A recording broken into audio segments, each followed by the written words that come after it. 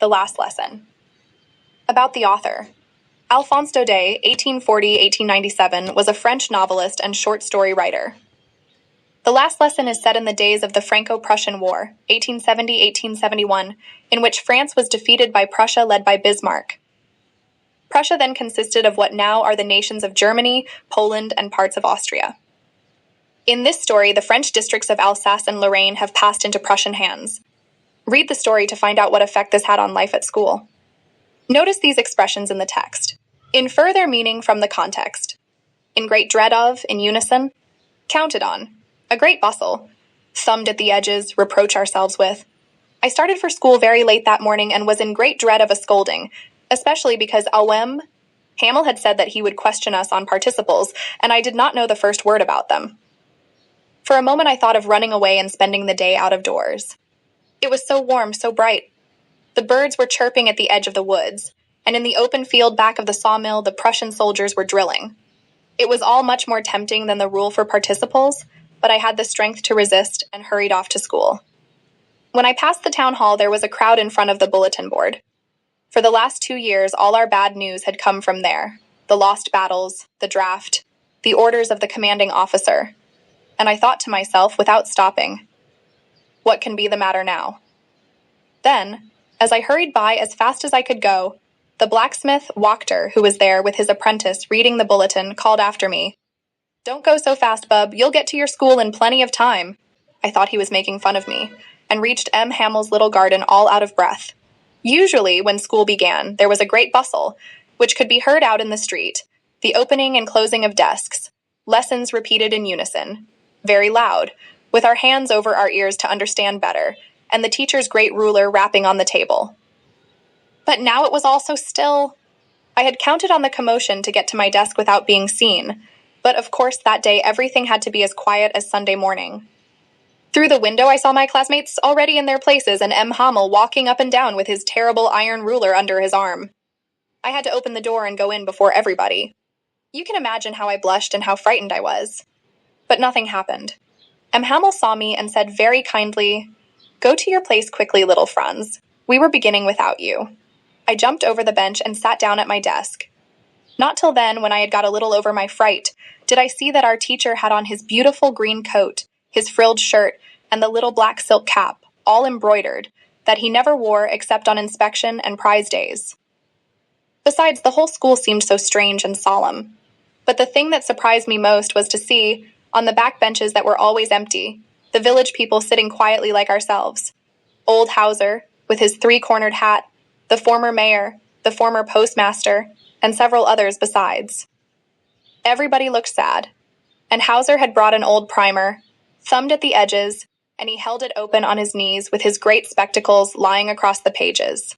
While I was wondering about it all, M. Hamel mounted his chair, and in the same grave and gentle tone which he had used to me said, "My children, this is the last lesson I shall give you. The order has come from Berlin to teach only German in the schools of Alsace and Lorraine. The new master comes tomorrow. This is your last French lesson.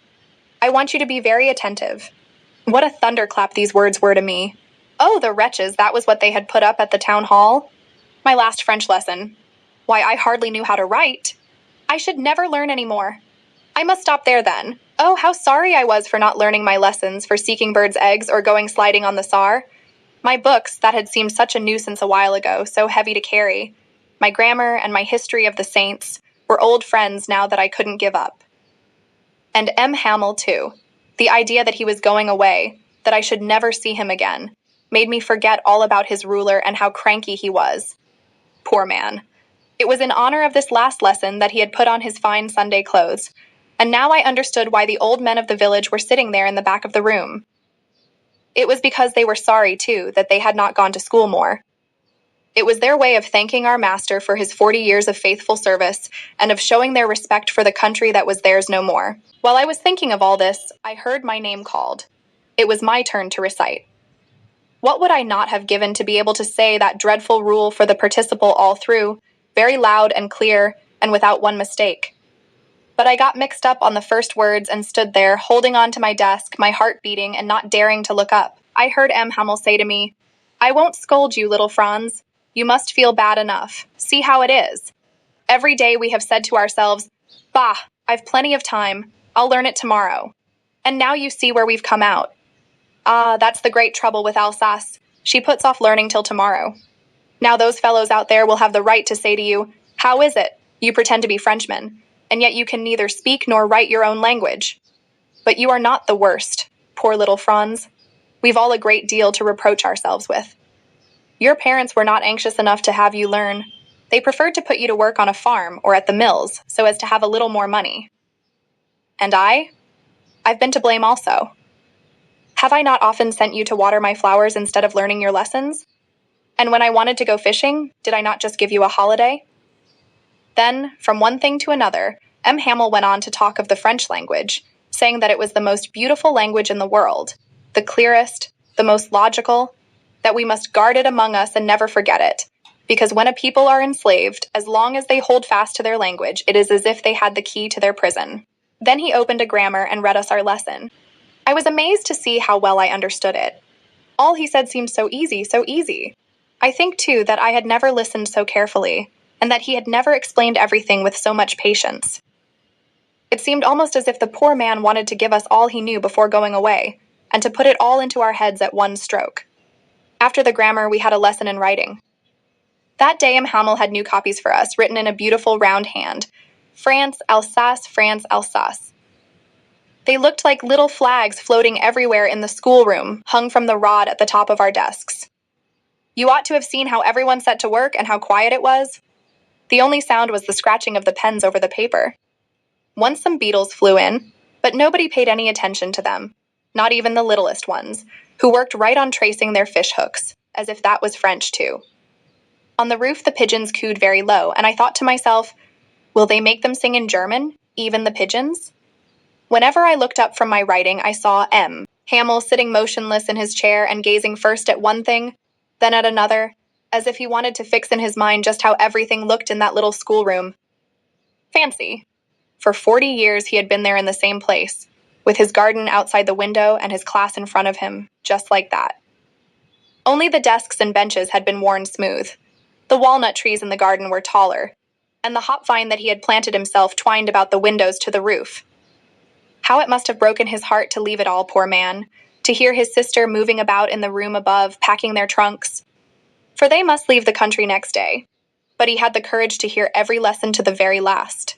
After the writing, we had a lesson in history, and then the babies chanted their ba, bi, bo, bo. Down there at the back of the room, old Hauser had put on his spectacles, and holding his primer in both hands, spelled the letters with them.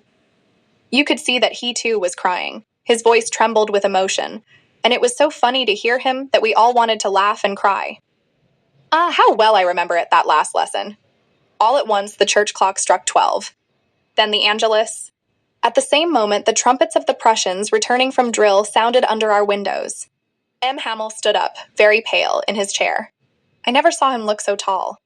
"My friends," said he, but something choked him. He could not go on. Then he turned to the blackboard, took a piece of chalk, and, bearing on with all his might, he wrote as large as he could, "Vive la France."